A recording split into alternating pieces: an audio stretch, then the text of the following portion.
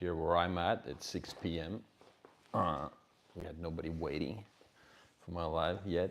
A couple of thumbs up already in the beginning, probably because of the community posts that I submitted earlier. Anyhow, I'm now, I guess, in this 3 to 4 times a week doing lives mode where I think this week I actually had 3. I had Tuesday, a long one where I took you guys behind the scenes, so to say, or into my meetings with one of my clients, and then with my social media manager. I have a weekly meeting with him, and then I think I had one Thursday night and now Sunday. I would like to do these daily. I like these unannounced versions a lot, and I do want to do these from other locations. So this is kind of getting boring for me. I don't know if, obviously my audience isn't that big in the beginning yet, but going forward, I need to be able to figure out the 5G. And now that I updated my application, I'm hoping that it's going to make a big difference in the end, so that I can actually go someplace else too, and not just be here in the office or where I have Wi-Fi connection. Because I would love to start a live at the gym, actually. Maybe show you where I go and train. It might be difficult because of the other people in that location, but it would be, I don't know how that would work in practice. Maybe I would have to mute the microphone when I'm doing my hard working set so that there would be less noise in the background. So anyhow, we'll see how that goes in the future. Today is Sunday evening. What have I been doing today? Pretty much doing a lot of thinking. Sunday now, I recorded last night, and just actually 2 minutes ago, let me refresh the page here. 7 minutes ago to be exact. My latest YouTube video was released or uploaded, how to keep more profit on every construction build. I wanted to talk about last night and being able to stick with your schedule and do all of that stuff. It's one of those difficult ones in life. So I've always been I ripped my shoes too. Anyhow, I've always been pretty disciplined when it comes to being able to do the things that I said I would. Yesterday was a difficult day for me. Friday, Saturday night, I didn't sleep too well, but since I have my 30-day content calendar and plan that I put together with my content manager, I'm literally sometimes forcing myself. I find myself really, well, let's put it this way, it's super hard for me to not do what I promised to do, meaning yesterday I knew that I had to record a video. I was here in the office, the same location, probably like, I don't know, 9:30 at night, and I didn't really feel that good, but I knew that I had to keep my promise to my content manager. He's waiting for my video. I was already late. Usually I do it Saturday earlier, and I should have done it.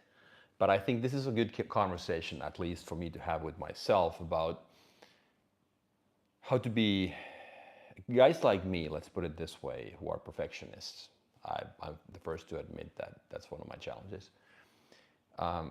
The way I've been able to define it is that there are 2 kinds of perfectionism in life. There's the good perfectionism and there's the bad perfectionism. The way I look at it is that if I go back to my fitness career, I've been training for 32 years, and it's probably one of my, I would say, biggest success stories as far as being able to stay consistent with something for a very long period of time. I look at it this way. Not every day is your 100% day.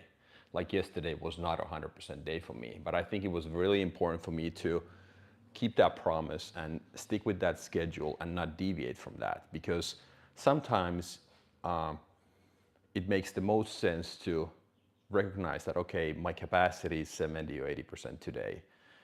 So it makes more sense for me to just stick with that plan and accept the fact that, okay, I can't do 100% or break new records. But in order for me to get that sense of accomplishment, build that mind muscle, so to say, of being able to do things and be more disciplined and focused. Therefore, I think it's super important that we document things and we put them on our calendar and we schedule them. And then as a result, we end up doing things and taking that action, even though the actual effort on that day might not be your personal best, but it's best for that day. So ask yourself, what's my daily capacity? And then just empty your tank and don't worry about the daily results. And I think yesterday was a good example for me of a day when I just simply had to be comfortable with the fact that I wasn't at my best. My video, in my opinion, isn't my top 5%, but I think it was good enough for us to publish that. And I still wanted to just stick with that schedule instead of taking those days off and just slip and delay and delay. I just don't operate that way. And when I work with my clients, I talk about this a lot, how we start with the very basics. So basically looking at the things that we need to accomplish. Let's say somebody wants to build more discipline. And I'm like, okay, so tell me, what do you do physically? Do you train? Do you go play tennis? Do you go for a run? And then people say, okay, this is my routine. And also in that area of life, I would like to get better. I would like to improve my cardiovascular conditioning, or maybe lose some weight or gain some muscle or whatever. So I start with the very basics, meaning using the same analogy. Okay, let's schedule that 15 to 30 minute time slot for every morning where you just basically take care of your body. It doesn't matter what it is. It could be just a simple activity as showing up. Let's say somebody has a tiny little gym in his or her garage. I'm like, okay, so what I want you to do in the beginning is just forget everything else and start building discipline. Let's create that sense of accomplishment. Identify what those smallest steps are that you can take. Then you take that action. And then once you've done it for 3 to 4 weeks, meaning it became a habit, then we introduce something else. So to most of my clients, this is actually the way we start, that I'm telling them that, okay, put something like a 30-minute time slot for every morning, let's say 7 to 7:30. And your only goal is to show up. Let's say if you have that garage gym, so you go there and you don't have to train today. Actually, I don't care what you do as long as you don't do anything else. So you're not allowed to use your phone, you're not allowed to watch TV or read a newspaper or whatever the other distractions might be. So the only idea is that you stay committed to that 30-minute time slot. That's the time for yourself. And then we build the habit of staying disciplined, showing up every day. And some days you train, some days you don't. So that's what I call a good perfectionism, where you don't deviate from the plan, but you're allowed to deviate from your personal theoretical maximum capacity or output on that day. So that's what I'm trying to follow myself. And yesterday was a good example of a day when I just didn't feel to be 100% in any way. But I still wanted to show up and record the video. So go take a look. I don't think it's that bad. Actually, I haven't seen it, so it's playing here in the background. It's very small, but it's, let me see, I can just, how do I zoom this? Can I zoom that somehow? Which one is it? It's this one here. So it's that one. Yeah. So how to keep more profit on every construction build. Yeah. So I didn't do the edits because I don't have any know-how or skill set, but all the credit goes to Nelson, my social media manager. He's taking care of that stuff.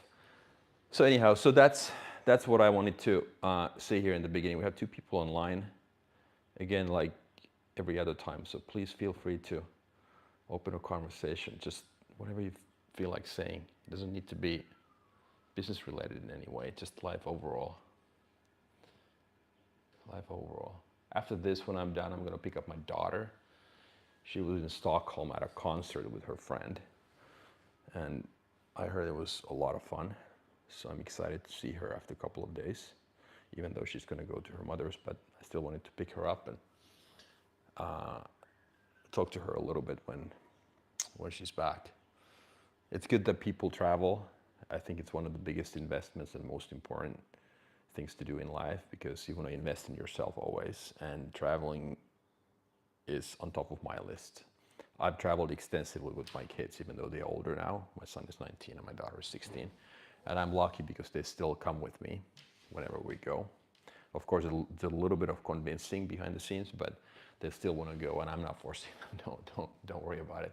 So they want to see the world, and I want to show it to them, because to me, I want them to understand that I mentioned this on this channel as well, but there are 3 big decisions in life. The most important one is who your life partner is, meaning who you hang out with. There's nothing that comes even close as far as importance.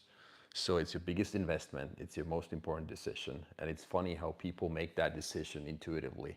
like when they are young, 18 or 20 or whatever, 25, and they just meet somebody at a bar, they are a little drunk and whatever, this feels like the best idea, and all of a sudden you end up getting engaged and the girl's pregnant, and then you get married, and it's just like, don't even think about it. But then you might think about what kind of a car you buy for 2 months, or whether you live in a condo or a townhouse or a single family home for like literally for 2 years.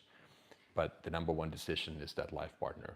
But anyhow, so coming back to my 3 big ones in life. So who you hang out with, where you live, and what you do for a living. So my reasoning behind traveling is that every time I hop on a plane, it's like my brain goes to this different mode where I see things clearly. I can reflect, I can reset my mind. And it's funny, it's just, to me, it's been always very, very valuable. And of course, based on my personal experience, I assume, hopefully I'm right, that it's also important to my kids and they learn a lot by doing it. And because that old saying, as far as change your circumstances, change your behavior, is so true. So every time we go somewhere, I want my kids to see that, okay, people behave in a different way in that location versus that. And when we are on vacation or traveling, whatever we do, it's a different setup, it's a different environment.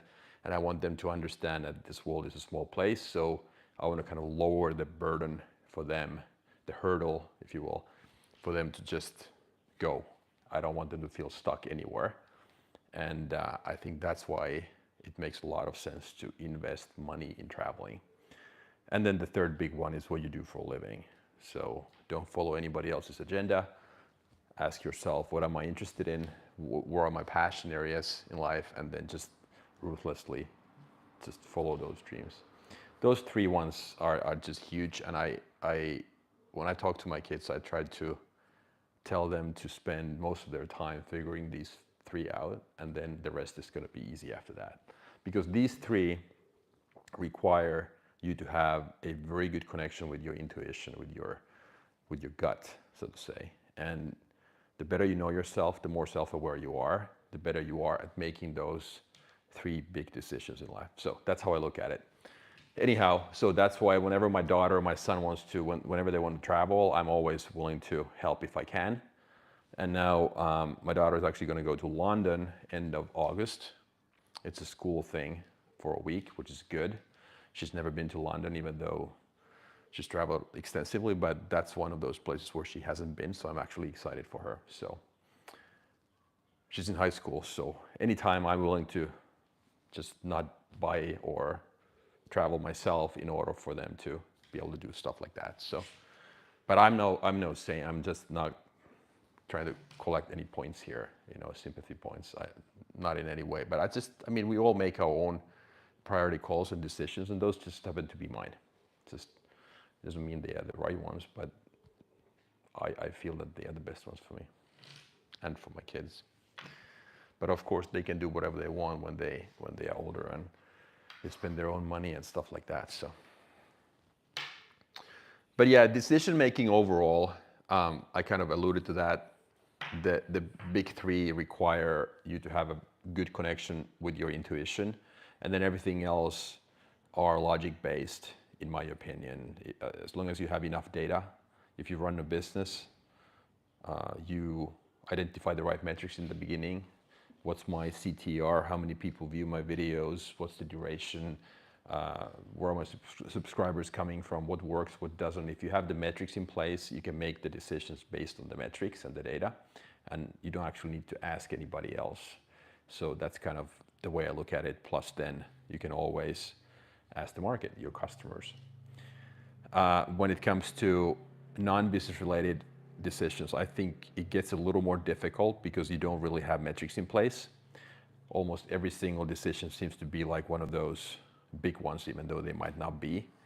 And then we often make the mistake of talking to the people closest to us, our friends, relatives who are can whisper in our ear all their opinions, but they might not understand what it takes to go where you want to go. So I think that's dangerous. But anyhow, and I actually wrote something down because I felt that I wanted to talk about decision making, maybe just to remind myself about the importance of that going forward, but also if this helps anybody else. And this is actually something that I read this morning from a blog post, and I think it was a good one. That's why I copied that entry and put it in my own journal. And to those people who don't know, I'm a big believer in journaling. So I have this WhatsApp chat with myself. You can see it here on my computer, obviously on my phone too. So this is my chat with myself. There are pictures, there are videos, there's all kinds of stuff. This goes back 3 years now. Before that, I just had a traditional pen and paper type of journal. But this one is really valuable to me. And I've said this many times, and I will keep repeating this, that the reason why I think we all should journal is that not just be able to do that brain dump and understand, I mean, kind of like be able to reflect on a daily basis, but I think the biggest value to me has been when I go back to those notes. So after a few months or a few weeks, I go back and see, hey, what is it that I was reading or thinking about 6 months ago? And then I am able to go back to that data. I'm like, okay, oh my God, I don't even remember this stuff anymore. This seems so irrelevant right now. So that helps me in two ways. So I can try to go back into that mental mind of mine back then, and then it also puts today's things into perspective, meaning that I don't necessarily worry about them too much, because I also know I can go back to my own history with myself and my adversity or my challenges from, let's say, 6 months ago, and I see that, okay, I don't actually remember any of them today. So if none of my so-called big things in life are issues anymore 6 months later, why would these challenges today be big ones 6 months down the road, if you see what I mean? So I think that gives me peace of mind, I would say. And like I said, it puts things into perspective. So yeah, so what I wrote today about decision making,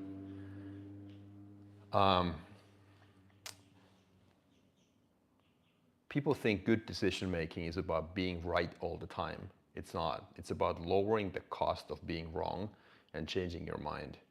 When the cost of mistakes is high, we are paralyzed with fear. When the cost of mistakes is low, we can move fast and adapt. Make mistakes cheap, not rare. I think that's huge. I've used a little different analogy myself with my daughter, who's, and I talk about my kids a lot. I don't reveal anything personal, but I just, this is how I am. I am personal.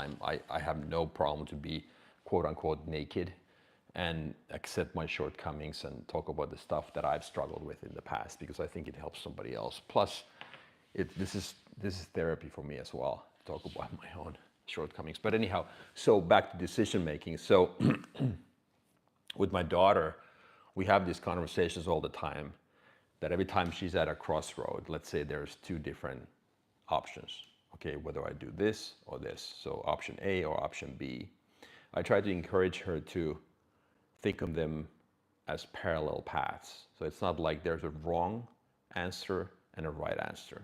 And I think that's what this blog post entry is also referring to, that people think that there's that right answer and then there's the wrong answer. And I have to somehow find that right answer, and everything else is bad.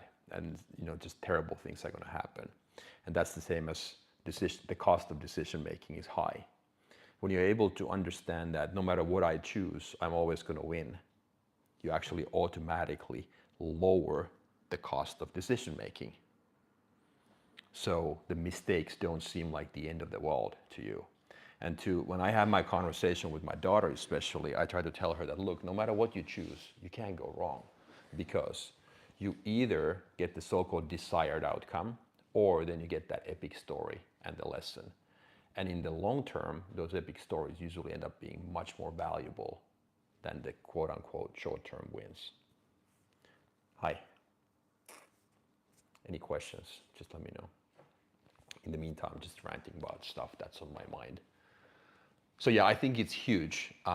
People are paralyzed because of fear. And I think the fear when it comes to decision making comes from the idea that I just somehow, one way or the other, need to avoid making bad decisions.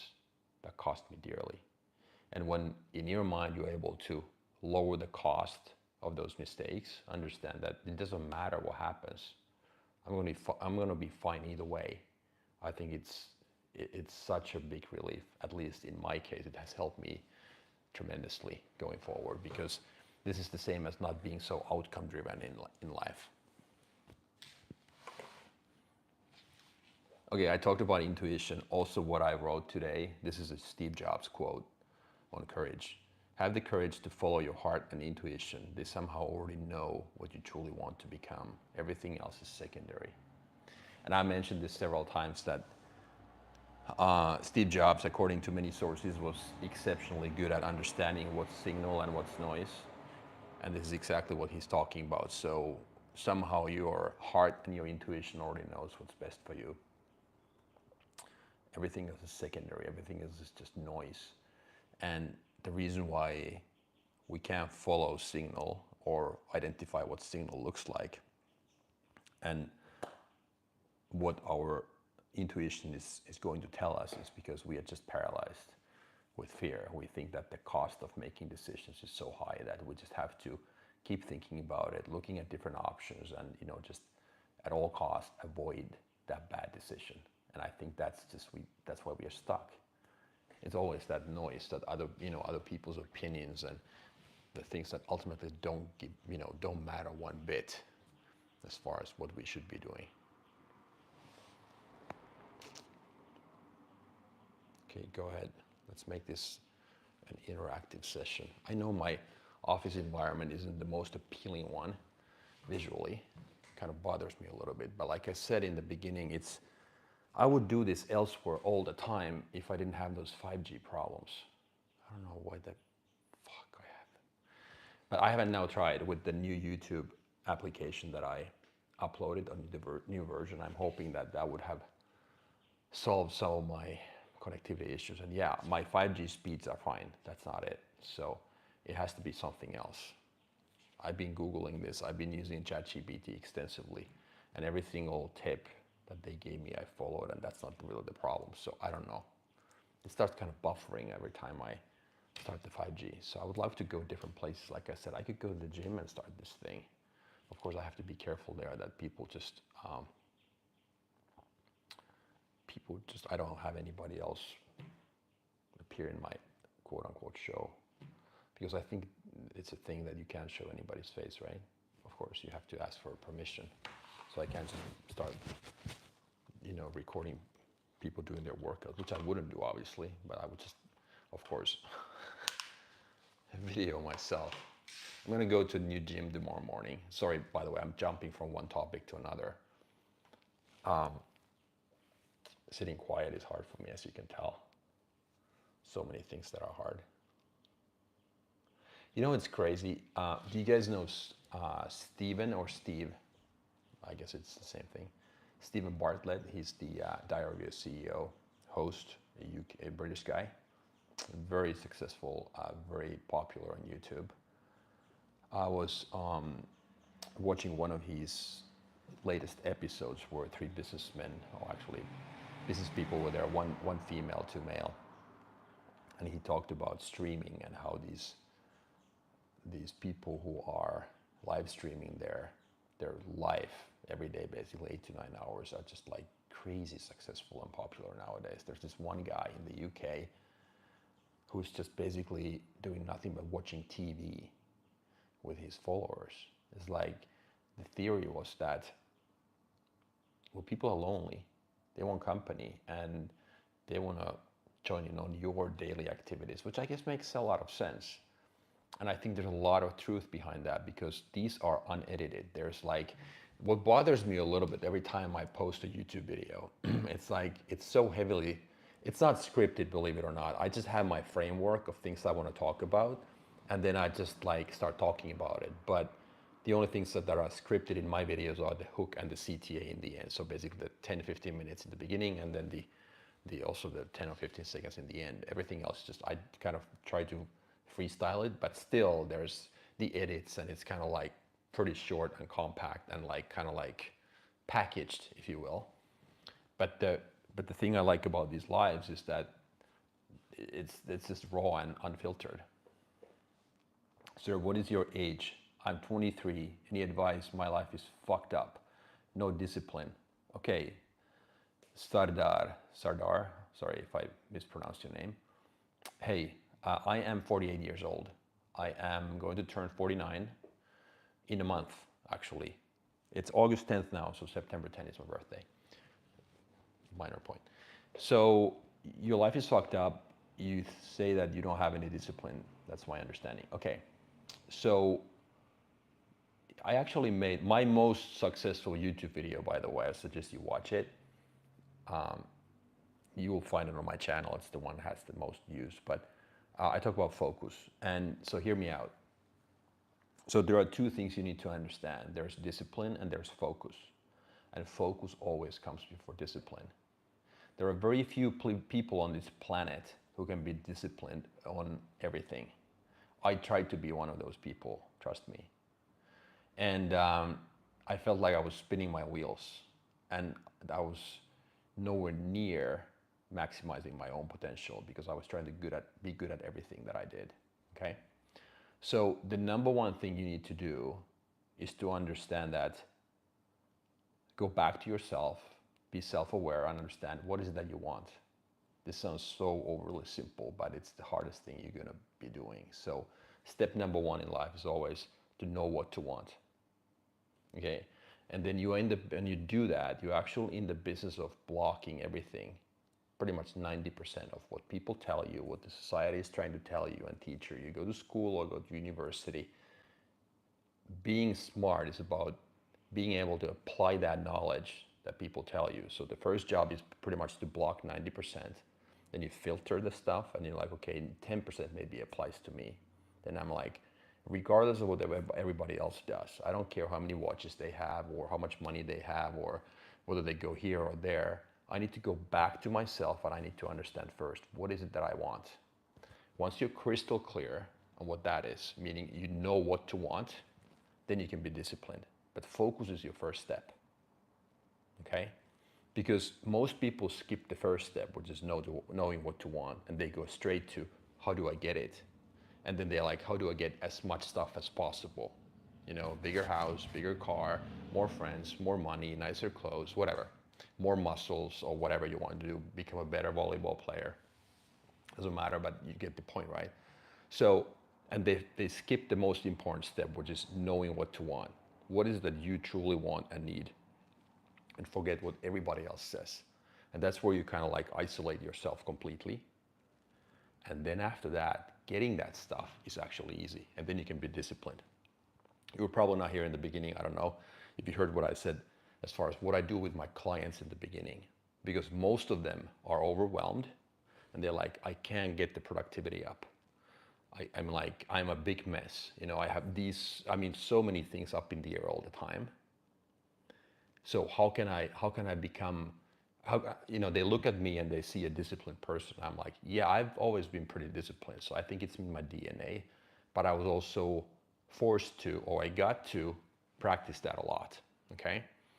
But it wasn't until I really understood that focus comes first and then discipline follows that, when I was able to take my own productivity to the next level. And the reason why it was so hard is that first step, knowing what to want, requires you to say no. No to social invites, gatherings, friend requests, whatever. Opportunities here and there. It's the shiny object syndrome, lady in the red dress. Because the better you get, the shinier the objects get, the bigger the opportunities get. So you need to first know what to want, and you get there by asking yourself, what is it that really is important to me? And you have to say no to a lot of things. You don't need to learn to say yes. You need to learn how to say no first. I left 2 days, but I come again in that life. Yeah. Yeah, so to me, it just sounds that you haven't done that homework yet. So leaving that phone for a day or 2 or 3, and maybe you have to ditch that phone for a month. I don't know, but I think you can use the phone. I don't think it matters. I think it's actually good practice that you subject yourself to that noise, because I mean, I'm not sure if a human brain was wired to be able to deal with this amount of information. I mean, all of this noise that we are facing right now in our daily lives. It's super hard. And I think that's why people are more stressed, more overwhelmed, and more lost than ever. And they have become followers even more than what they used to be, because there are leaders and there are followers. And most people are followers in life, and that's fine.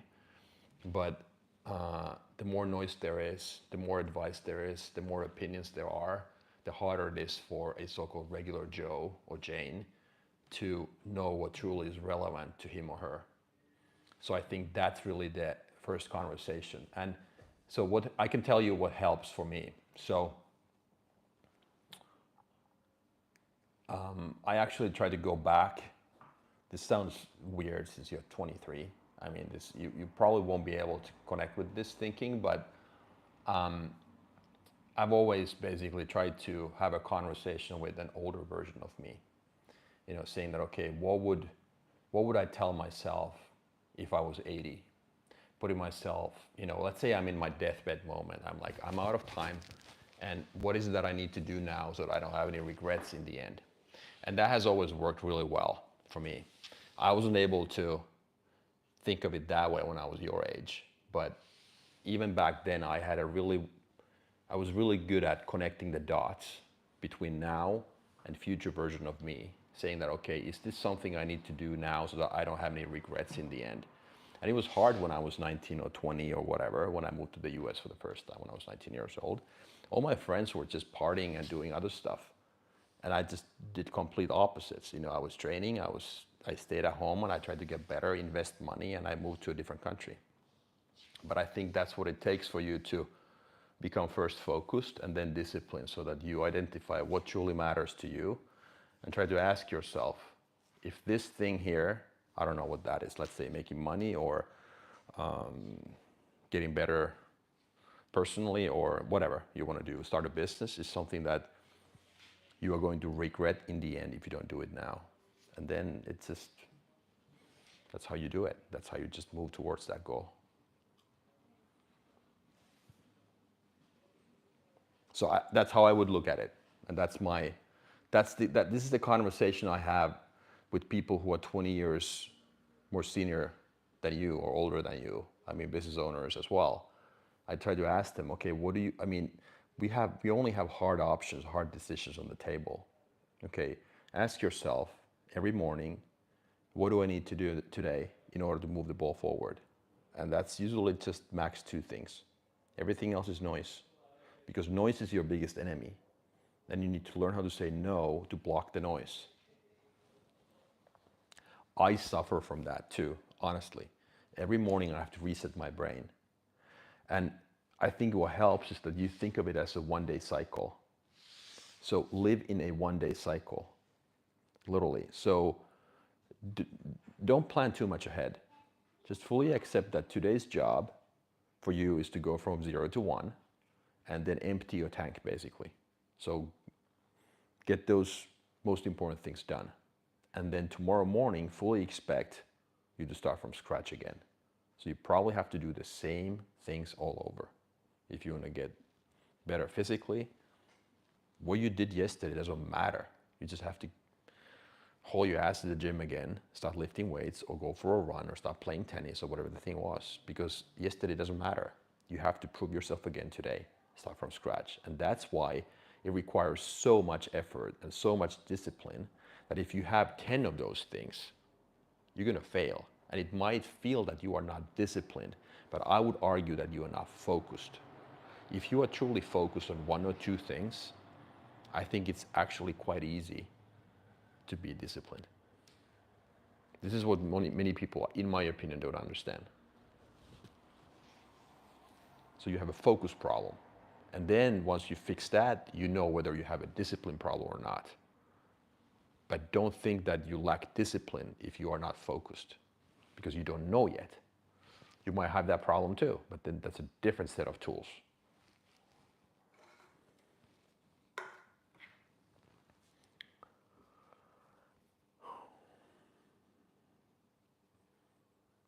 Good times. Yeah, it's actually, I think life is actually simple. We just make it very hard.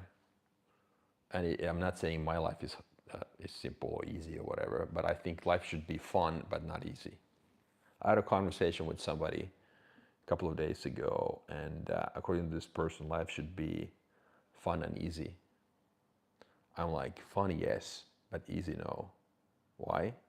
Because if your life is always easy, you're not going to grow. You're always in your comfort zone. I think the secret is to learn how to enjoy adversity. Get comfortable with the uncomfortable so that you get to enjoy, those hard things that you do. And that's, I mean, what I just mentioned a few minutes ago, maybe 15 minutes ago, about the decision making. Many people try to stay desperately in their comfort zone because they are afraid of making the wrong decision. So listen to this again. People think good decision making is about being right all the time. It's not. It's about lowering the cost of being wrong and changing your mind. When the cost of mistakes is high in your mind, we are paralyzed with fear. When the cost of mistakes is low, we can move fast and adapt. Make mistakes cheap, not rare. That's the thing.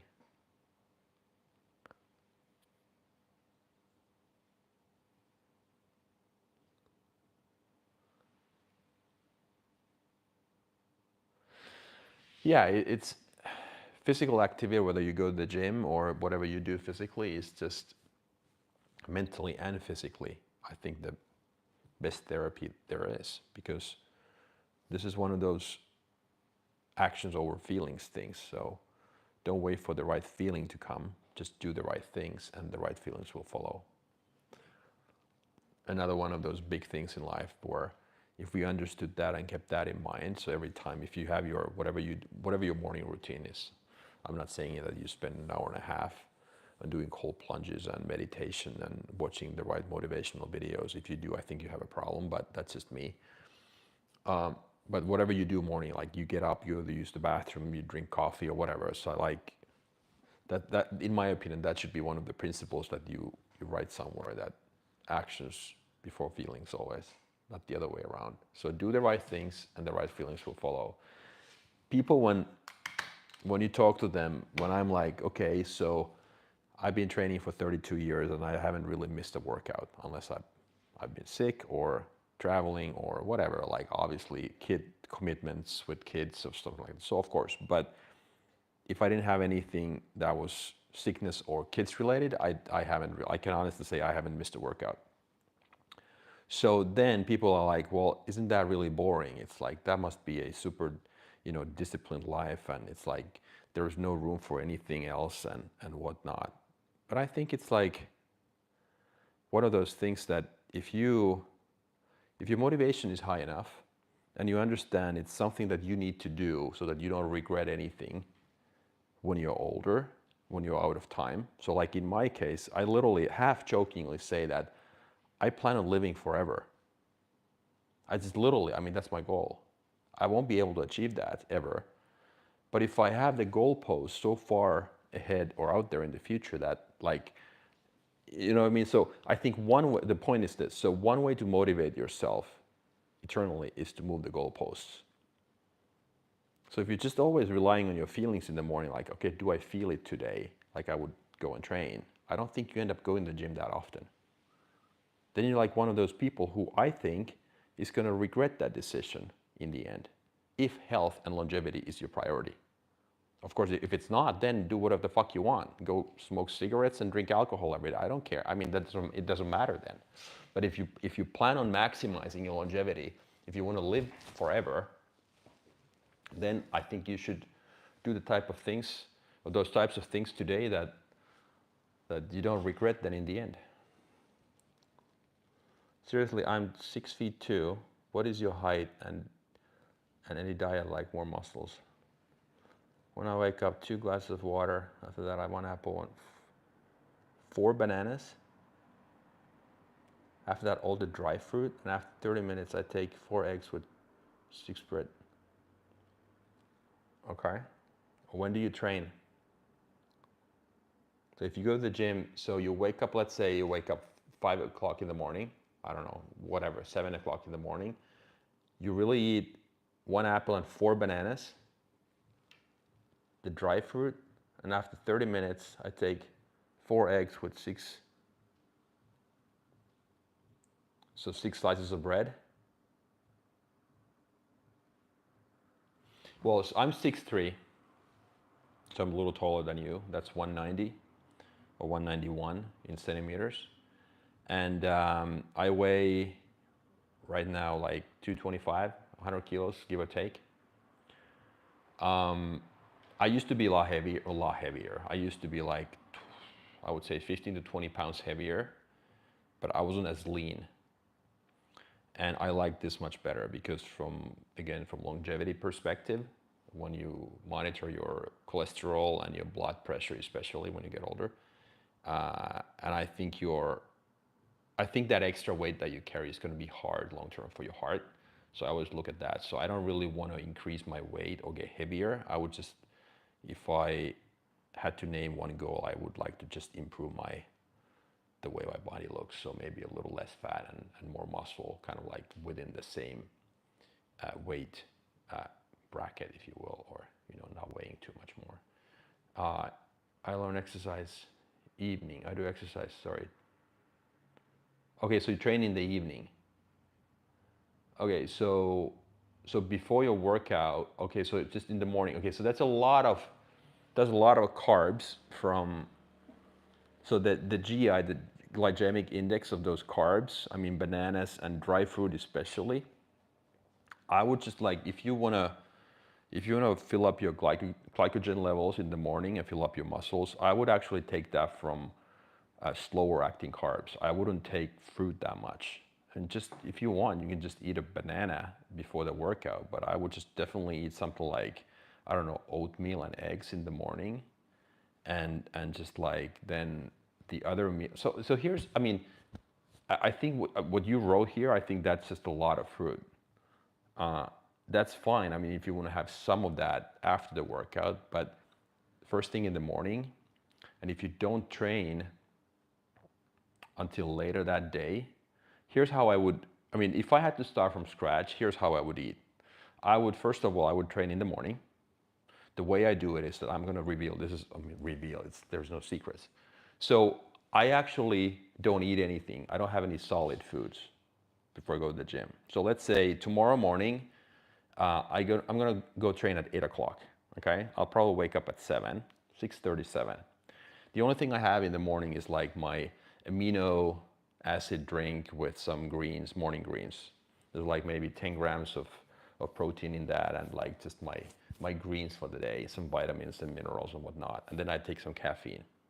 So I'm basically, my stomach is empty after that, after 7 or 8 hours of sleep. But here's the kicker. So I do have my intra workout. So I have my amino acids and my fast acting carbs in my shaker bottle. So that's my intra workout. So that I don't crash, run out of energy, I keep drinking that. I sip that throughout the workout. Let's say it takes me an hour and a half, including my warm-ups. Then when I get home, then I eat my quote unquote breakfast, which now is 1 banana, eggs, one whole egg, 4 to 5 egg whites, close to 100 grams of oats, and then 1 scoop of vanilla protein. So that's where I usually have most of my carbs before, in this case, during and after my workout. So if I were to do it, like if you are not the biggest fan of not having anything solid in your stomach before you hit the gym, then I would do it this way. I would wake up, let's say, the same time, 7, and then I would eat my breakfast. Let's say, in this case, it would be oatmeal, berries, and eggs. Not a lot of fat, so I would probably have only 1 whole egg, a couple of egg whites, then 70 to 80 grams of oats, and then let's say raspberries and blueberries, whatever you want to do, that's fine. So, and then I would wait for at least 2 hours, maybe 3 hours, and then I would go to the gym and I would do the same thing. I would still have my intra-workout drink. And the reason why you want to have that is that you want to have some fast-acting carbs in your intra-workout so that it spikes up your insulin, opens up the cells in your muscles, and then you have some high-quality amino acids that you kind of like block the cortisol and And you kind of try to keep your body in an anabolic state as much as possible. That's how I would do it. Then when I come back from the gym, I'm probably hungry, and I would eat my second solid meal of the day, which probably would be, in my case, rice. The carbs would be from rice, potatoes, sweet potatoes, and veggies. Then my protein would be fish, chicken, or beef, obviously lean, so low fat, and then some, additional vegetables, cucumbers, tomatoes, maybe some avocados, and that's it.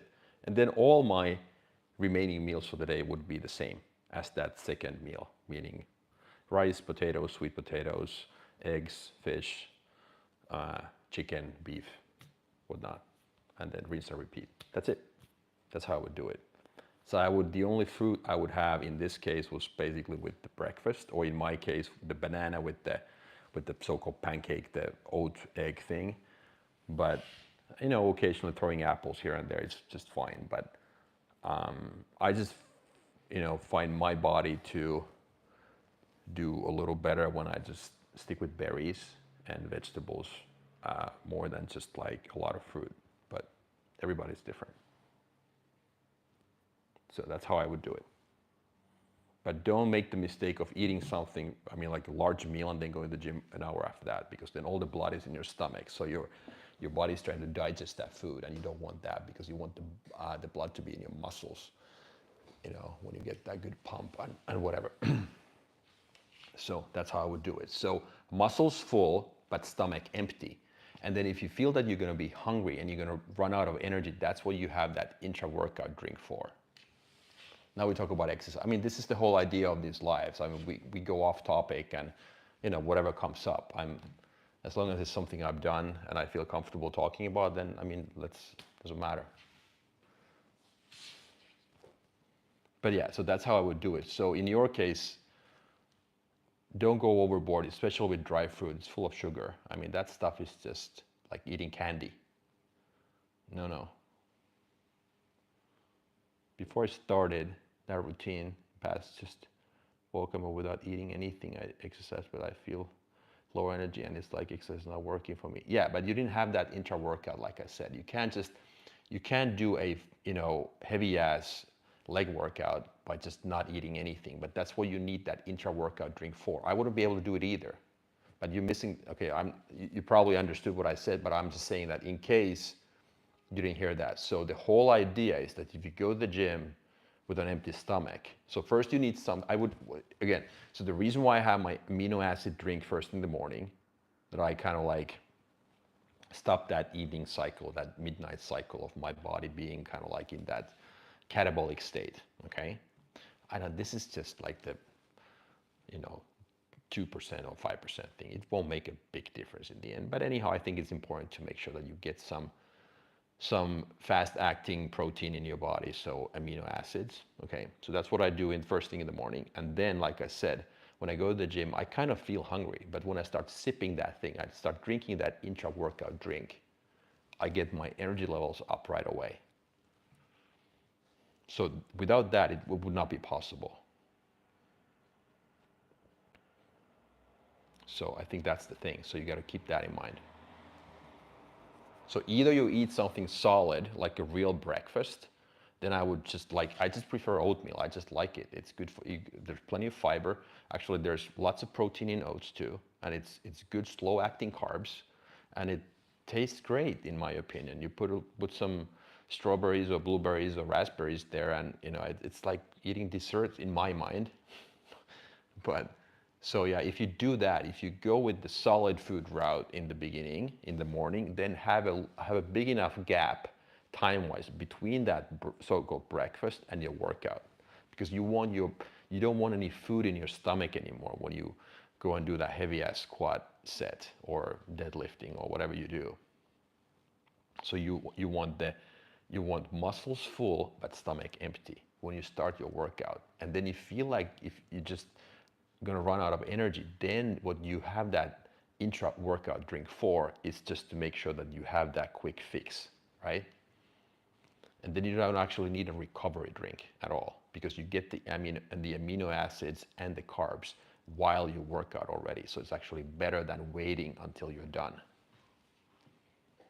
This might be too, I don't know, detailed or scientific, but I'm just passionate about this stuff. So I'm passionate about three things in life: business, my kids, and training. Or business, family, and training. That's the thing.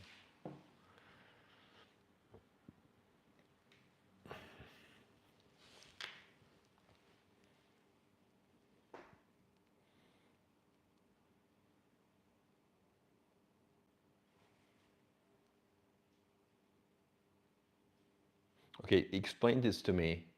Why would dry, I mean, I'm interested, willing to learn.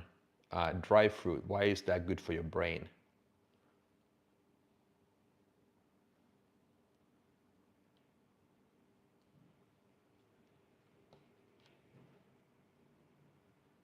What if you had nuts instead of that?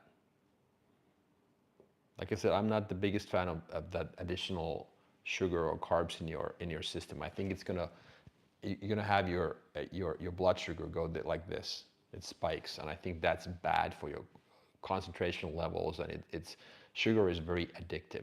So I would try to get away from that as much as possible, to be perfectly honest.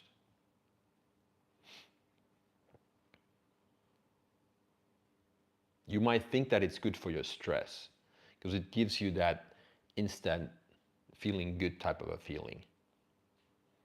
But I think the thing is that you gotta look. So if I were you, I would do this. So write down every single thing that you eat, put in your mouth over the next 5 or 7 days. Write it down and then total it. See what's the makeup of your diet. It's the macros, carbs, fats, and proteins. There's plenty of free tools online. There are even those apps that you take a picture of what you eat and it gives you the calories. Record everything, document everything over a week, and then see what your macros look like. I would be very curious to see.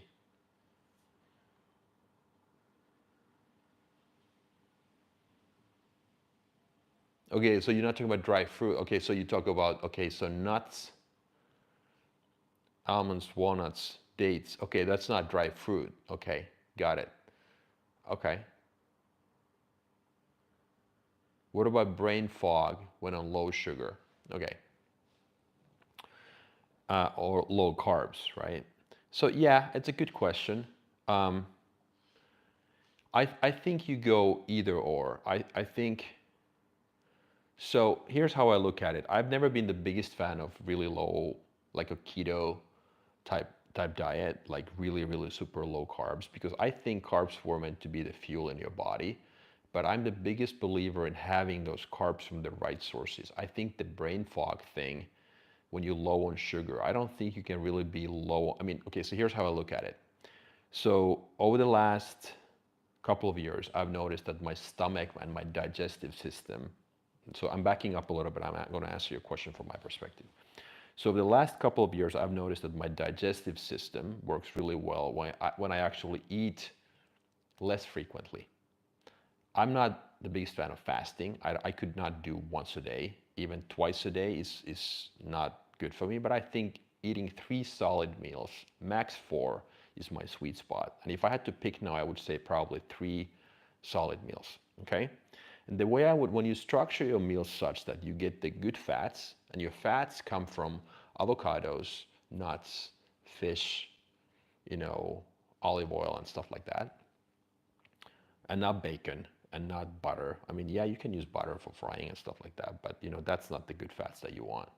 When every meal is basically a mix of good fats, good carbs, and the good carbs would be, in my category, they would be oats, they would be veggies, they would be berries, they would be sweet potatoes, rice, or potatoes, and then you have lean protein sources. You would have eggs, you would have fish. Well, fish, I mean, salmon especially is not really low in fat, but it's got good fats. So fish, eggs, chicken, turkey, and low-fat beef. When you have a meal that contains all of these, I don't think you will have a problem being low on sugar because there's enough fat to stabilize it, meaning the GI, the glycemic index, meaning it doesn't go like this and spike it. And when you space these meals out so that it works for you, whether it's 3 or 4 times a day, I think you won't have that brain fog. I think the brain fog comes when you're used to having, I'm not saying this applies to you, but overall, I think the brain fog is a problem when you eat a lot of fast acting carbs and then you go crashing down or come crashing down, and then you kind of like think that you have these carb cravings. You know what I mean? But so try cleaning up your diet such that you only have the best kind of like best types of sources for food all the time, and then put it together that way. But that's how I look at it. Everybody's different though, so keep that in mind. So dairy might be good for you, it's not good for me. Gluten might be good for you, it's not good for me. It doesn't matter, it's bad overall, but my body doesn't take it too well. So everything is like I said in the beginning, so like filter, I don't know, 90%. This is pretty much proven science what I talk about, but still, you know, if I tell you to do something, or if I tell you what I do, it doesn't mean that it automatically is the best thing ever for you.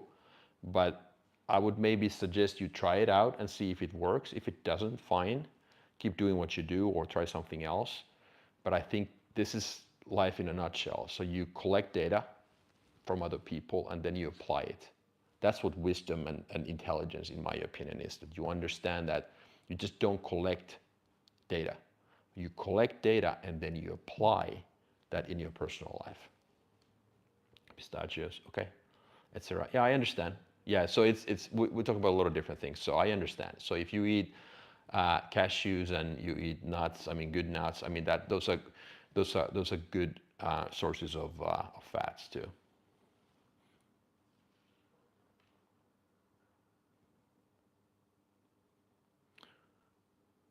Okay, thanks for your contribution. Thank you. Have a good meal and enjoy your time with your father. Good times. Yeah, but I mean, it's interesting conversations about. It makes sense. Thank you. Okay, you're welcome. Yeah, but that's how I look at it. So it's many people think they eat clean, but when you start really listing the things that you eat, it's like, oh my God, it's like, oh, this isn't really clean. You're welcome. That's what I'm here for. I'm just trying to help if I can.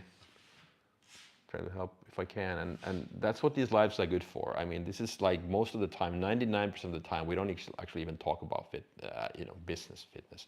We talk about everything else. It's mostly off topic, and I think that's the beauty of it. So that I can take people behind the scenes, and if they need help with business-related topics or life overall, personal development, then they can reach out. But by watching these things, you know what my values are, and I can just be on.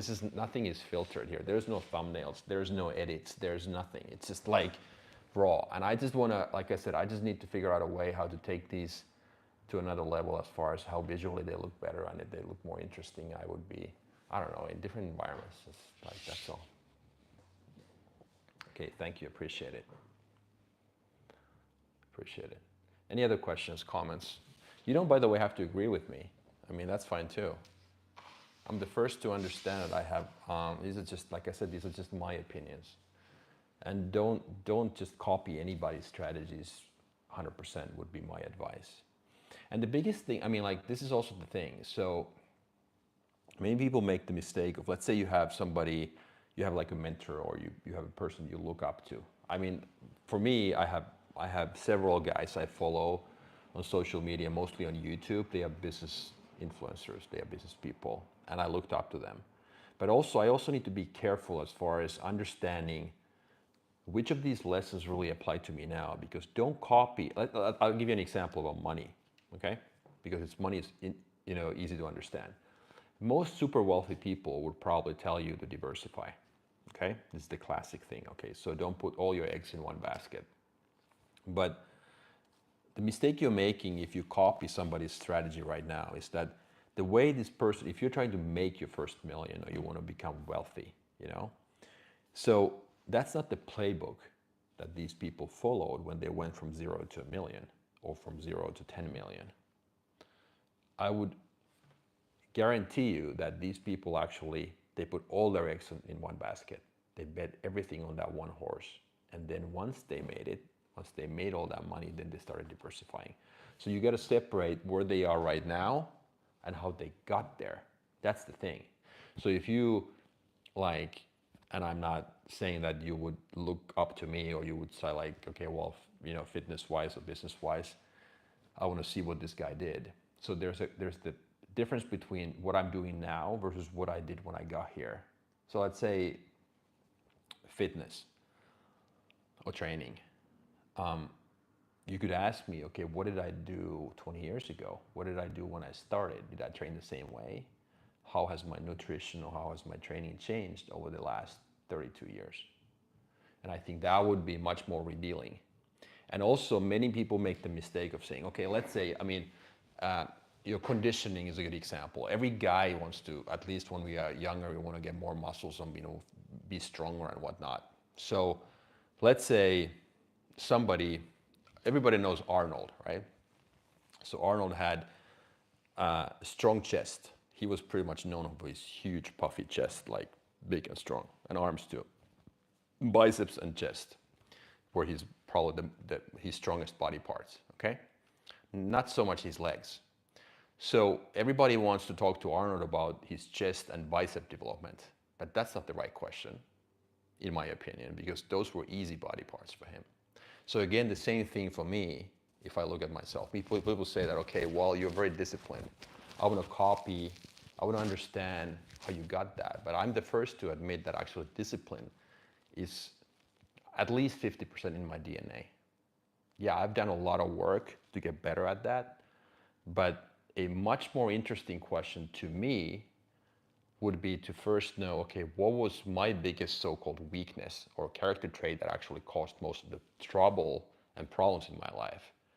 And if then I was able to identify that and fix that character trait and turn it into one of my strengths, that would require so much work. And that's where the true thinking lies. That's where all the so-called secrets are. Because Arnold, no matter what he did, his chest grew bigger. But had he been able to develop those world-class legs, this might sound stupid for somebody who doesn't train, but I'm just, you know what I mean? But it's the same thing. Then that would be something to really look into and say, okay, well, he had to go really deep and had to try every single way how to get his legs better. You know what I mean? Now he wasn't able to do it. So again, I'm not taking anything away from Arnold. Quite the opposite. All the credit goes to him based on what he has achieved in bodybuilding. But I don't think he was necessarily that smart in training because he just did what he always did. And some body parts grew. He was using one principle, one size fits all.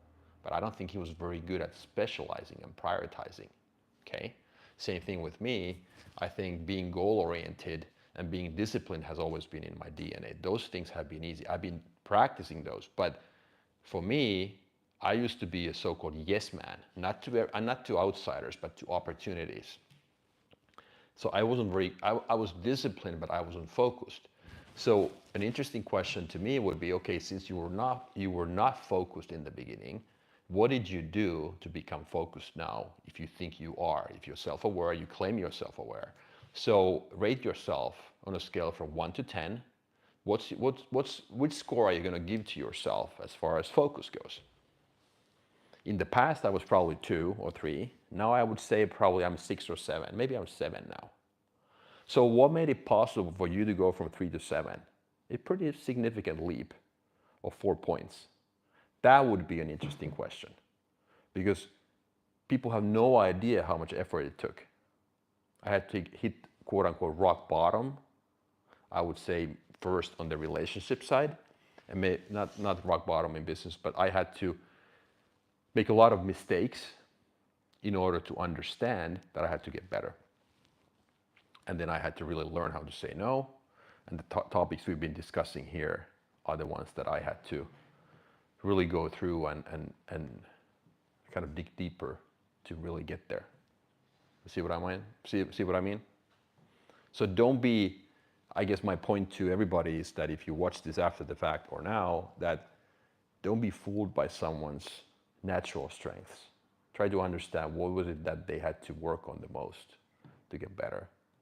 Because that's something that really required a lot of hours, a lot of dedication, A lot of thinking, a lot of trial and error.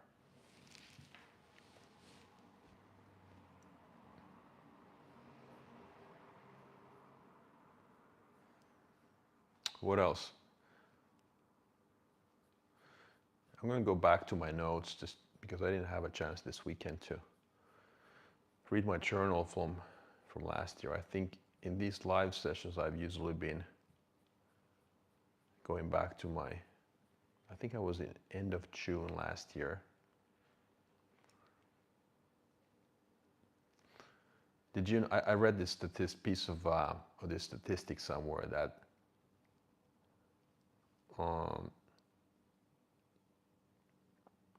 Jerry Seinfeld said that people are always trying to add more stuff to life, reduce it to simpler, more pure moments.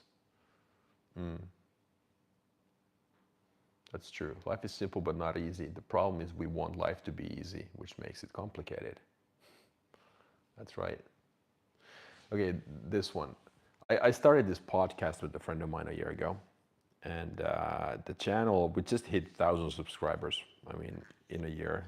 I don't think that's a lot, but that's fine. We never really started that for the vanity metrics either. But I wrote this to myself. This was exactly actually on June 25th, 2024, so a little over a year ago. Do you hear this? That 90% of the people upload only one podcast. Of the remaining 10%, 90% of them don't make it past 20 episodes. So to be in the top 1% of podcasters, you need to upload 20 podcasts. Man, bar has never been lower. I don't claim to be in the top 1% as far as how good I am or bad I am, but still, in terms of volume, it's crazy how quickly people give up. I have a bunch of marketing related stuff here, which I won't go through. Okay, what I wrote also on the same day, stop judging. We are at the height of judgment right now. Don't judge yourself, and you won't be vulnerable to other people's judgment either. If you get high on the positives, you will struggle with the negatives too. I've been thinking about this a lot actually in the context of social media. And I've been super vulnerable and honest here about why I started back in the days, you know. I don't want to make it sound like it was a decade ago. I started almost a year and a half ago from scratch. And I'm the first to admit that, you know, this last sentence, if you get high on the positives, you will struggle with the negatives. And I think I think deep down I understood that I wanted the attention, but I wasn't comfortable with the negatives. So if you think about the people who complain about the other people making nasty comments on social media and all that, and yes, I completely agree, 100% agree that people don't behave really well. But if you really struggle with the negatives, I think this sentence, this is actually from Gary Vee, I think, that I copied here. If you really think about it, the reason why these people struggle so much with the negatives is that they actually addicted to the positives. So if I don't need the positives for validation, then the negatives shouldn't bother me that much either. And that's why actually one of the reasons why I started, because I felt that I would not be able to deal with criticism too well. Being in the public eye, of course, I'm not a public figure in any way, but of course I've done my share of volume on YouTube and whatnot on other channels. So I think I was more terrified in the beginning about what people thought and what kind of comments they would be making, and thinking that I would not be able to handle the criticism really well. So I guess I was in the camp of I didn't really need the positives in my daily life because I never got it because I was nowhere. But I understood deep down maybe my intuition was telling me that don't do it because you can't handle the negatives.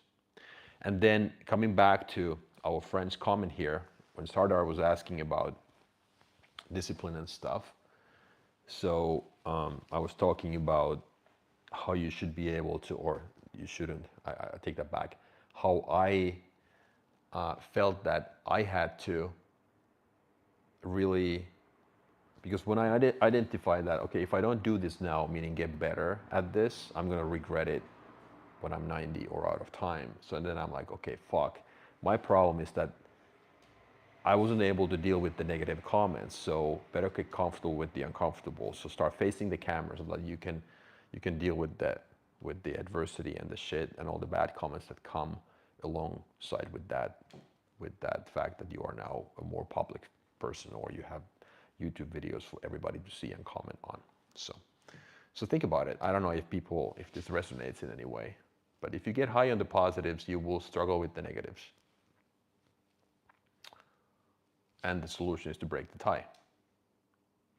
Nothing is silly. The audience is always right. That's true. The problem with posting is that people look at it in terms of what's in it for me.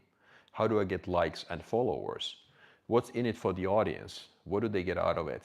You don't grow if you don't think about them as your customers who need to be provided value. That's true. Okay, and now coming back to the gut and logic and intuition thing. Decisions can be made based on intuition or logic. I've learned that following my intuition has always been the best choice for me. When my intuition has gone wrong and hasn't worked out, I've still had great peace of mind. But when following my logic or someone else's logic and it didn't work, it has felt devastating because I did not die on my own sword. This is so true in my case, and actually that's when I wrote it on June 27th, 2024. So decisions ultimately are based on intuition or logic. Logic-based decisions are those that can be solved with math, Excel spreadsheets, or asking your customers or asking the audience or whatever. But then there's the gut, intuition. And I completely agree with the statement here that my biggest nightmare is that I follow somebody else's logic or advice and I did not get to die on my own sword. Meaning I did not get to make the decision, because when you're ultimately comfortable with any outcome, the most important thing becomes whether you were able to make the decision, because you're so comfortable with either way. And you're like, okay, because ultimately what I'm desperately trying to achieve is being free and independent. So then if I just want to be free and independent, then I have to be comfortable with any outcome as well. So then decision making has to be quick. I have to know myself, because that's what I desperately wanted, to put myself in a position where I can determine what happens to me. Then I can't complain about the outcomes, because I'm ultimately responsible and accountable.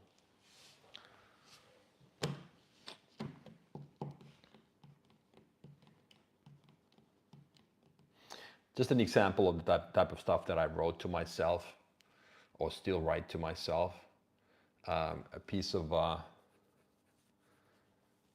I really need some money for buying my sister a birthday gift, which she always wanted. Can you help me with this? I can't give you money, my friend, but I can give you tips. I can give you tips as far as how to make money, if that's what you want. But money I can't give to anybody.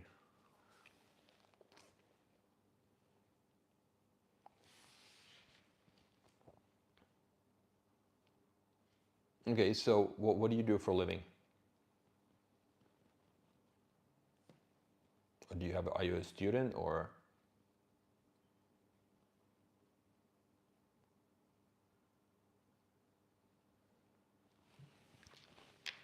You're a college student, okay. So here's what I would ask you first. Okay, so if I was in your shoes, and if you already have a job, meaning your side hustle, well, the quickest thing is to get to make extra dollars, as you know, is to just, if you're a college student and you can work part-time, obviously get a job, okay? The second best thing short-term, and well, I should say actually the best thing short-term, because it's going to teach you some entrepreneurial skills as well, is that I would go back and say, okay, what are you passionate about? What are you deeply interested in?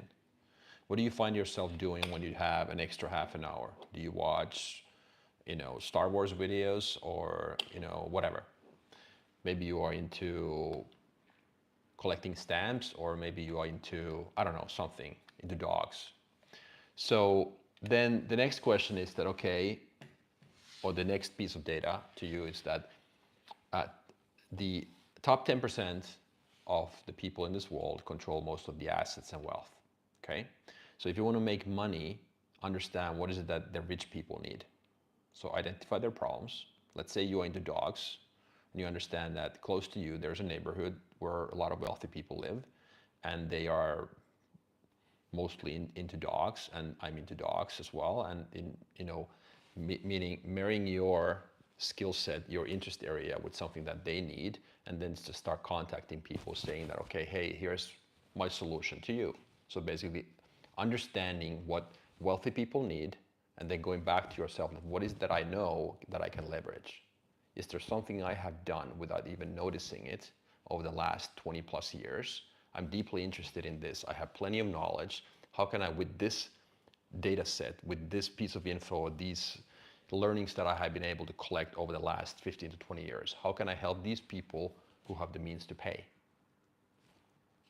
So those two things. And if you choose the second path, that's going to teach you how to become an entrepreneur at the same time as a byproduct. Or third option I would give to you is that maybe even the lowest hanging fruit would be that I would start flipping items. I would learn how to buy and sell, meaning buy low and sell high. Maybe you go to eBay and you look at things that are trending in your area, okay? And say, well, it seems that people are into this and that. So collectibles in the area of, I don't know, Legos. I'm just throwing ideas out there, okay? So like, okay, what are the high, then you would start developing trends. You would start paying attention. Because when it comes to eBay, you can see what's selling and what are the prices and whatnot. So you start recognizing patterns. You connect the dots. And then you go to the local garage sales or thrift markets or flea markets or whatever, thrift stores and flea markets and garage sales, and you start buying those items that are actually selling for more. Because people, when they have a garage sale, they have a wide variety of items for sale, and they are probably not very knowledgeable about one particular item, but if you know what you're looking for, you can make great deals. So start flipping. And the same principle of buying low and selling high applies to every single business, whether it's product-based or service-based business. So I would probably pick the third one. The first and the third are faster. The second is harder, but it's going to teach you also a lot of sales skills. The third option is mostly understanding how to talk to people, understanding how to negotiate, and how to buy low and recognize the arbitrage, the gap between the purchase and the sale price. So that's how I would start earning a little extra money. If you just want if you want the easiest route where you don't have to think that much, just obviously get a job, a part-time job, and start, collecting money. Like trade time for money. My business, I'm a long-time real estate builder, developer, investor, and I do business coaching nowadays. Most of my videos are now about real estate and how I would do things, how I'm kind of coaching other investors. But half of my clients are actually not in real estate in any way right now, the ones I'm coaching. So it depends, but that's what I do.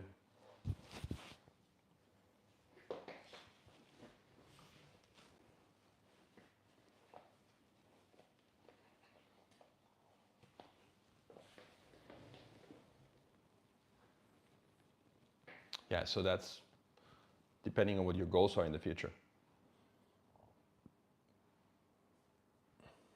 Well, personally, I've started 4 companies in 2 different countries, and I've been involved in my brother's business, 2 of them.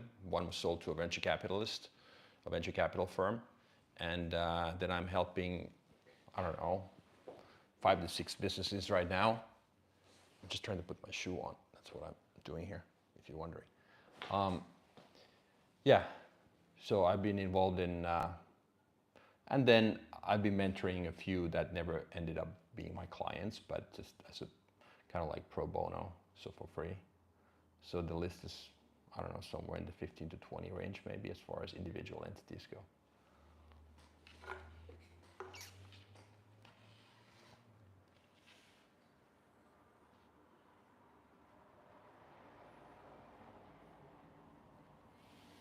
Any other questions? I have to go in 10 minutes because I need to go pick up my daughter, like I said. She is on this cruise from Sweden to Finland. She went to this concert. I don't know, don't ask me who the artist was or the musician was, but just like I heard the name, but I had never heard this guy before. Some sort of I'm guessing like a rapper guy. But anyhow, if any of you were in Stockholm last night, so you kind of have a lot of net worth. Most of my net worth is tied up in real estate. A lot is a relative term. I don't know, I have roughly 20 rental units, so that's where most of my wealth is. Do you have an opinion on starting a business from scratch versus buying an existing one and building it? I think you have to. I mean, if you haven't done it before, so if you're involved in, let's say you're a consultant or you work side by side with somebody to grow a business, I think then you could probably buy one and then grow it. But I would start one from scratch. Whether it's, no matter how small the operation is, whether it's the eBay buy and sell operation, then you learn how to do business. I think it's going to be hard for you to, if you haven't done it before and you buy an existing business, that would be hard. One option, if you have the means to buy a business, is that you negotiate a deal with the existing owner that they stay on board, that they are incentivized, that let's say you do like a 70-30, like you buy 70% of the shares in the beginning, and then there's like a 2 or 3 year grace period where the owner stays on board, and that kind of bonus or the incentive is that 30%, and then you guys negotiate another. It's kind of built. It's an option in that first contract that you then buy the remaining 30%, and it's tied to a valuation. So therefore, then making sure that then the owner who still has 30% is incentivized to grow the business with you, and then you learn side by side with that person. That's another option too. But I wouldn't just, if you haven't done it before, if you have no prior experience, I think it would be a mistake to buy somebody else's business without having the experience to, as far as how to operate that business. But there are different ways how you can structure that. You know, if one option is that you work in that company or work for that company, you're part of their team, and then over time you buy it, and then you know you might be the kind of COO type of a guy who's never really recognized, and you know the ins and outs of the company. So yeah, then buying it is a good option. There's so many different variables that go into it.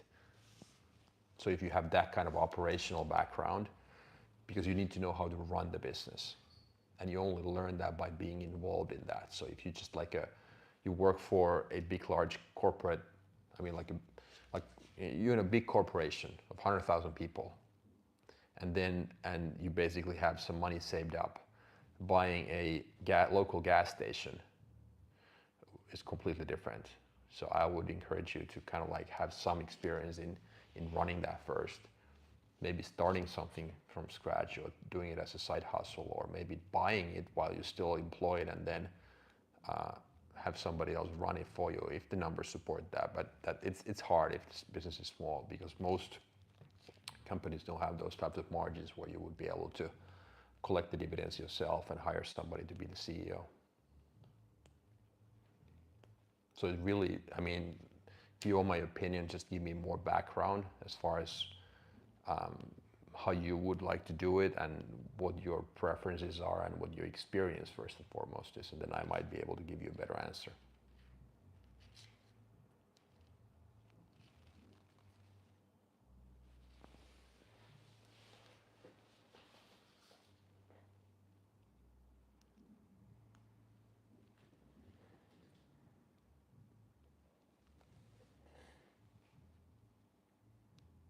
But yeah, starting a business, I think it's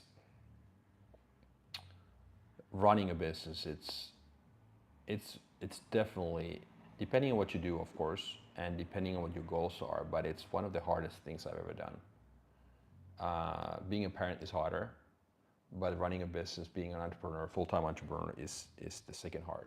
I mean, is right after that. It's second on my list as far as hard things go. So it is there are days when it's like nothing seems to work. So it's not for everybody. I'm not saying I'm better than anybody else, in no way. I'm just different because I can deal with uncertainty. And that's one of the biggest muscle you have to, so-called mental muscle, you have to build if you're considering that. So what's your pain tolerance?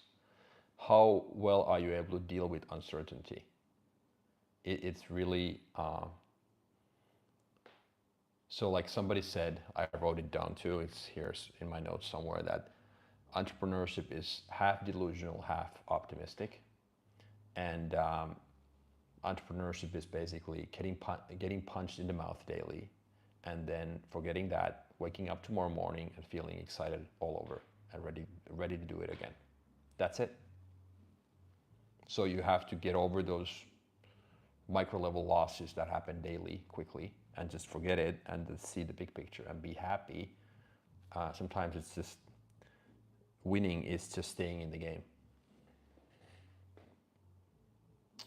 I'm reading a book, Buy Then Build by Walker. Author advocates this approach. Okay, yeah. My work, I'm an engineer in a big corporation. Okay. Yeah, I'm sure he has his to-do list and his checklist as far as what you need to do.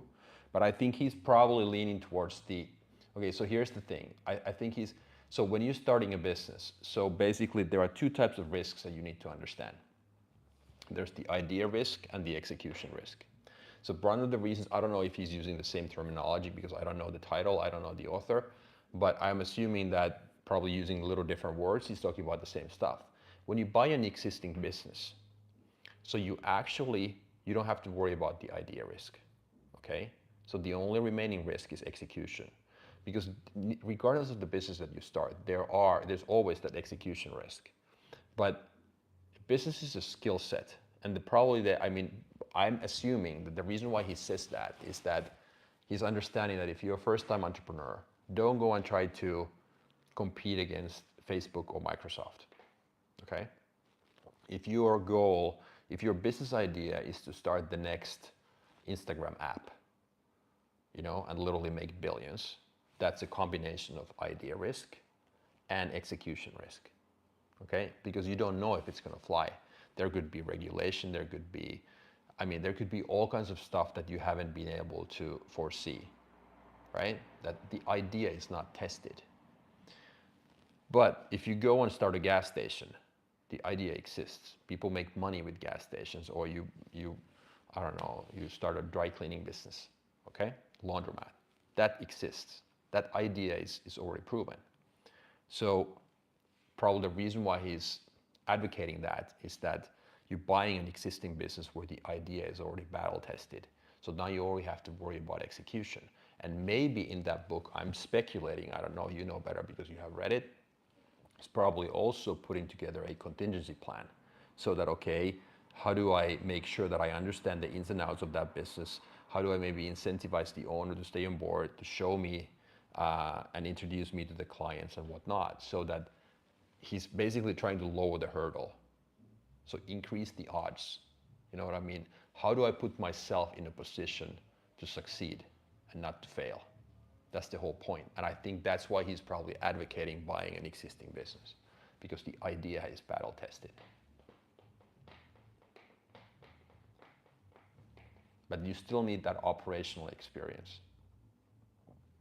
And the big question I would ask myself is that, how comfortable are you with the uncomfortable? Because now you're an engineer in a big corporation. You live a comfortable life in a different. Your adversity is completely different than what it would be if you were a full-time entrepreneur. And of course, it depends on your goals as well. If you buy an existing business that makes 100,000 a year and you're completely fine with that, that's okay. Maybe there's nothing wrong with that. But if you have aggressive goals and you want to grow the business, you want to take it to the next level, then there's a different level of uncertainty involved on a daily basis. But ask yourself, are you comfortable with the uncomfortable? Can you deal with uncertainty? And that takes you pretty far. If the answer is yes, I'm comfortable with the uncomfortable and I can deal with uncertainty.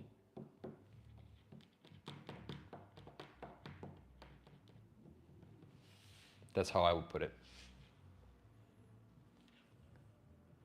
But me, myself, I would always start my own thing. Because to me, the identity and being able to really build it from the ground up, literally from scratch, is a value in and of itself. It's just me. But you asked my opinion, so. But there is no right or wrong. It's like anything in life, there is no solution. It's like the decisions, right? Remember, I don't know if you heard this in the beginning, but people are paralyzed. I mean, it's hard for people to make decisions because they're paralyzed with fear and the fear of making that wrong decision. It doesn't matter what you choose. I mean, they're both fine. Just to understand the trade-offs, because it's not a solution, it's a trade-off. Every single decision in life is a trade-off. There is no solutions. Hey, Sardar, welcome back. Just hate to disappoint you, but I have to go pretty quickly pretty soon because I have to go pick up my daughter, but I'm gonna have another live. I'll let you know. Maybe I just start one unannounced tomorrow, or maybe I just schedule one. At least I will have one on Tuesday, starting at 3 p.m. I will announce that as well, for sure. So in 2 days, roughly. But between now and then, I don't know yet. It depends if I just have a good opening. I'll just might start my application and start streaming. Yeah, no worries. Mr. MW, or I'm assuming it's a he, but maybe MPW212. Yeah, no worries.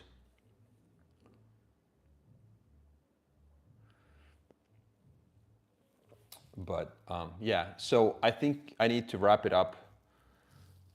It's been an hour and a half. It's been super fun. Thank you for your good questions.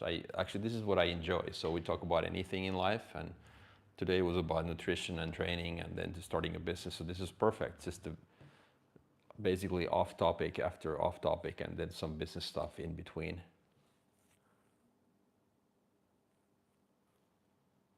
Yeah, I mean, quit social media if you want. I mean, if that's good for you, if that's best for you, that's fine.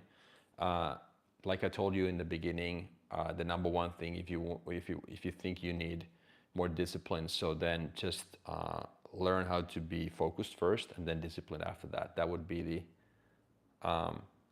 You're welcome. Thank you. I appreciate your comments. Thank you, and welcome back anytime. And if you want to catch up, connect. Like I said, I'm not selling anything. Just we can have a free strategy call or whatever. If you feel like getting any advice or any second opinions for your startup idea, just reach out. I won't charge anything. So I advertise to everybody that 30 to 60-minute free strategy call. And even if you started coaching, the first 4 weeks is always free. So you could do that and just walk away, and I would not hold a grudge against you in any way. Yeah, thank you. This was fun. I like this, so I enjoyed these behind the scenes stuff. And I got to go now so that I'm not late. Time is better than money to give. Yes, you're absolutely right. Time is our most precious and most valuable resource. So use it wisely. Make sure that you don't regret any of that in the end. So I appreciate, thank you for your time. This means a lot to me that I get to do this stuff. I truly enjoy this, and I need to do more of these in the future. I will, and I will want to do this in different environments. But for that, I need to make sure that my 5G connection is reliable enough. Okay, thank you, and happy Sunday, everybody, or wherever you are. It might be already Monday if you are in certain time zones. Yeah, take care, and everybody be safe. Okay.